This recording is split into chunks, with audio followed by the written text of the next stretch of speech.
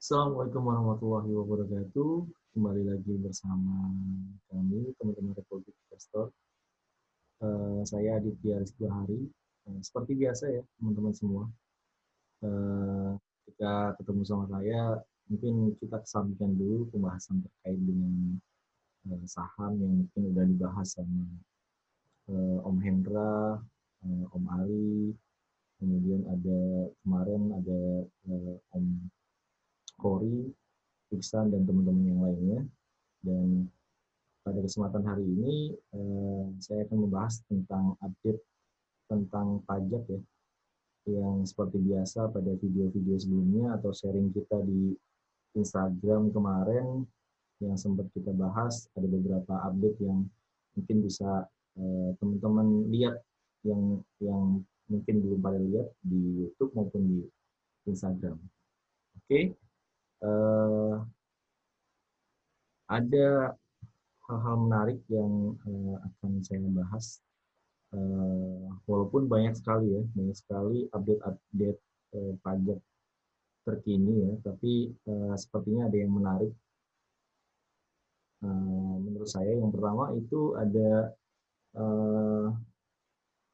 masih terkait dengan COVID, pandemi COVID-19 ini, itu ada insentif pajak yang telah diterbitkan oleh pemerintah yang tadinya hanya berlaku 5 bulan.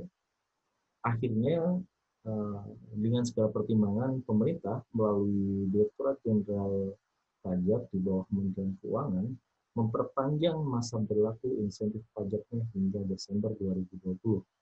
Dari yang sebelumnya yang tadi saya sampaikan hingga September 2020. Hal ini didasari dari diterbitkannya Peraturan Menteri Keuangan ya nomor 86 tahun 2020 kemarin.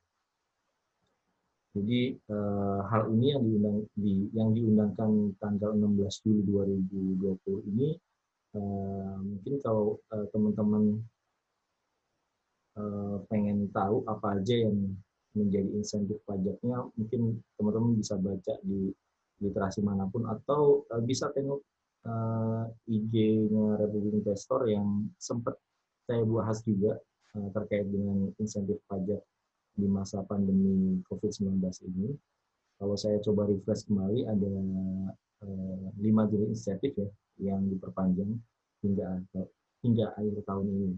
Antara lain yaitu PPh pasal 21 yang ditanggung pemerintah atau BPP.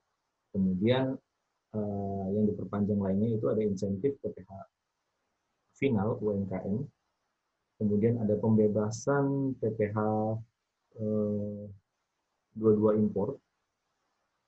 Kemudian ada pengurangan angsuran PPh pasal 25 sebesar 30%, kemudian restitusi pajak pertambahan nilai yang dipercepat.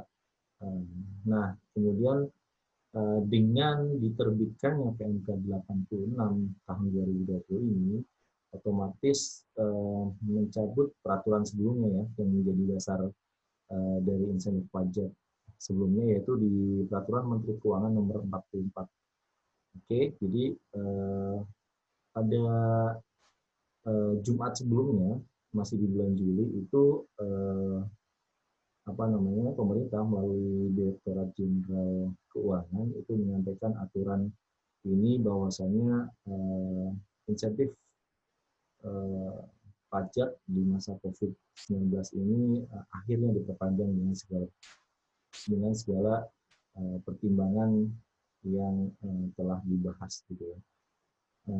Mungkin kenapa sih diperpanjang, apalagi pemerintah sebenarnya sangat membutuhkan dana untuk menangani pandemi pandemi COVID-19 ini. Jadi pemerintah ingin agar roda perekonomian ini tetap stabil walaupun masih dalam handling atau penanganan kasus pandemi COVID-19 ini. Kemudian selain memperpanjang masa berlakunya, pemerintah juga memperluas sektor usaha yang berhak mendapatkan insentif gitu. Kalau di sebelumnya itu cakupan insentif PPh pasal 21 contohnya itu ada sekitar 1.000 klasifikasi lapangan usaha, itu akhirnya sekarang diperluas lagi nih. Jadi banyak banyak dari perusahaan-perusahaan yang mungkin sebelumnya belum dapat, akhirnya di aturan yang sekarang ini bisa jadi dapat gitu, karena klasifikasi lapangan usahanya itu diperluas menjadi sekitar hampir menyentuh angka 1.200. Kemudian begitu juga dengan cakupan fasilitas pembebasan PPh pasal 22 impor yang tadinya 400 KLU menjadi sekitar 700. Kemudian ada PPh pasal 25 yang tadinya 800 menjadi sekitar 1.000. Gitu. Nah, ini perluasan sektor ini yang diberikan insentif pajak ini agar bisa pulih selama masa pemulihan ekonomi nasional ini. Kemudian diterbitkannya aturan PMK ini itu sejalan atau selaras juga dengan pernyataan dari Bu Sri Mulyani yang menyatakan bahwa PP Peraturan Presiden Nomor 72 itu berpeluang untuk memperpanjang masa berlaku fasilitas fiskal hingga Desember 2020. Jadi hal ini juga sejalan ya, jadi tidak bertentangan dengan aturan-aturan yang ada di atas. Nah, ini update kepajakan yang cukup menarik sih kalau menurut saya gitu. Jadi ini harus teman-teman tahu. Mungkin ada teman-teman yang belum memanfaatkan insentif pajak ini dan juga baru tahu, tapi kalau ada yang udah teman-teman tahu, jadi tinggal dilakukan administrasinya aja ya, seperti harus menyampaikan realisasinya dan sebagainya.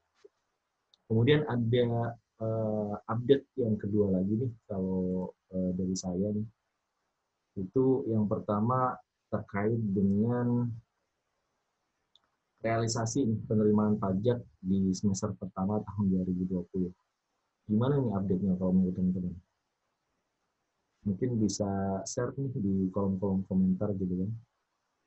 Oke,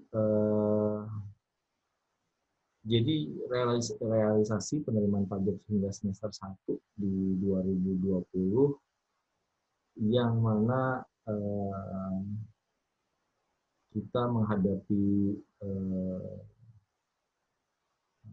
pandemi COVID-19 ini mungkin cukup berdampak, berpengaruh ya pada realisasi penerimaan ini.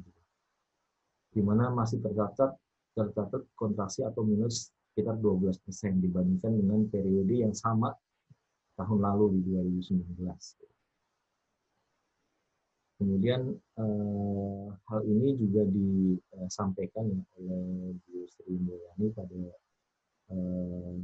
tanggal 9 kemarin, bahwa realisasi penerimaan pajak hingga akhir Juni 2020 kemarin itu senilai di angka 531 triliun atau 44% terhadap target APBN 2020 yang sudah dirubah sesuai dengan Perpres nomor 72, yaitu senilai 1.198 triliun.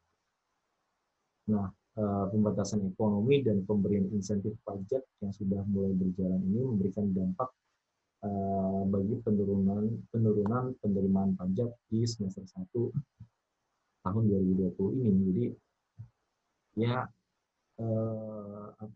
balance mungkin ya yang dilakukan oleh pemerintah gitu, ketika pemerintah pada akhirnya memberikan insentif pajak terkait dengan pandemi COVID ini, itu otomatis akan berpengaruh pada penerimaan pajak di semester 1 khususnya ya di Indonesia ini gitu. Tapi harapannya ketika diberikan insentif pajak pandemi COVID ini, itu wajib pajak atau kita semua bisa survive atau bisa mengikuti roda perekonomian di tengah pandemi COVID-19. memang sangat disayangkan gitu atas penurunan realisasi penerimaan pajak. Tapi coba kita lihat di sektor-sektor pajak lainnya ya. Jadi terkait dengan realisasi penerimaan biaya cukai hingga 30 Juni di semester 1 ini itu tercatat 93 triliun atau 45% dari target 205 triliun. Realisasi ini cukup menarik karena bertumbuh sekitar 8,8% dibandingkan dengan periode yang sama di tahun sebelumnya. Kemudian realisasi perpajakan hingga semester 1 ini tercatat sekitar 624 triliun atau 44% dari target total ya 1.400 triliun. Kemudian di sisi lain belanja negara hingga 30 Juni 2020 ini tercatat senilai sekitar 1.068 triliun dari pagu ya 2.739. Realisasi belanja negara ini tumbuh 3% ya dibandingkan penyerapan per akhir Juni tahun lalu tahun sebelumnya. Nah, kembali lagi ke topik realisasi penerimaan pajak semester 1 ini memang cukup signifikan turunnya jika kita bandingkan dengan realisasi penerimaan pajak di tahun sebelumnya gitu. Tapi kita berharap bahwa insentif pajak ini atau kemudian penerimaan pajak dari hal-hal apapun ya gitu. Apalagi saya yang juga sebagai tax konsultan juga udah ramai dari jauh-jauh sebelumnya itu dapat surat perintah pemeriksaan gitu. Jadi sudah mulai banyak kantor pajak yang walaupun belum banyak yang tatap muka, walaupun ada yang tatap muka juga, tapi poinnya adalah perusahaan sudah mulai banyak dilakukan pemeriksaan gitu. Pemeriksaan yang dalam hal mungkin dilakukan pemeriksaan karena lebih bayar atau restitusi, atau juga dilakukan pemeriksaan karena Pemsus atau Riksus gitu, pemeriksaan khusus gitu. Jadi mungkin salah satu hal yang dilakukan oleh pemerintah untuk menyeimbangkan dari penerimaan agar tumbuh kembali mungkin nanti di semester 2 mungkin nanti kita lihat target-target ataupun mungkin ada aturan-aturan baru yang akan dikeluarkan oleh pemerintah. Oke, mungkin itu update pajak yang bisa saya sampaikan. Terima kasih atas perhatiannya. See you. Assalamualaikum warahmatullahi wabarakatuh.